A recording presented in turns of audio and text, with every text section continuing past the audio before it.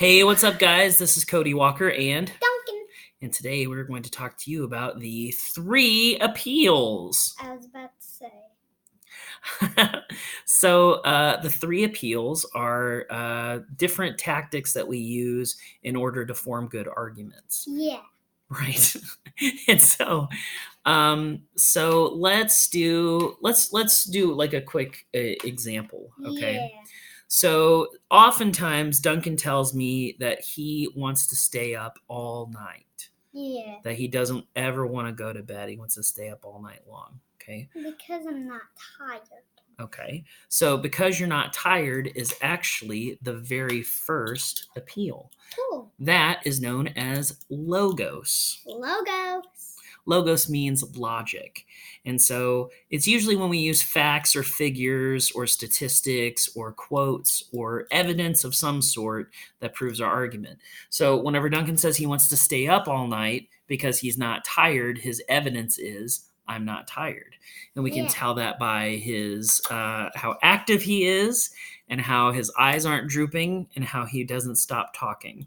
All of that is logos and that is logic and stuff like that.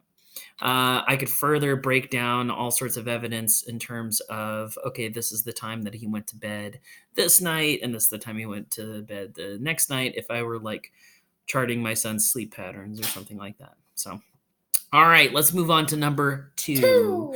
2 is known as pathos. Pathos is basically the emotional arguments that we make. So, what sort of emotional argument would you make to say that you want to stay up all night? What would you say to me to try and convince me that you want to stay up all night? I want to stay up all night. That's tone. Yeah, I guess that's a bit of an emotional argument. Here's the thing about Duncan. Duncan is not emotionally manipulative. No. So therefore his pathos arguments are not he's not going to have a lot of pathos arguments. But pathos arguments are emotionally charged words that we use to try and convince people to be on our side. So, for instance, Duncan, something you could use on me in the future maybe is you could say, but don't you want to stay up with me and talk to me? Don't you love me? Like, these are emotionally manipulative things. Yeah, you wouldn't do that, though, would you? No, that's too cute. Right. Well, let's talk about emotionally charged words that people have sometimes. Yeah. So for a kid, we could say things like ice cream. I love ice cream. I could also say broccoli. I hate broccoli. I could also say, all right, you're going to go sit in timeout. I don't know what to say now. If I even say the words timeout around Duncan and he knows I'm being serious, you can see that he gets very upset by it. And that is pathos. It's an emotional argument. Yeah.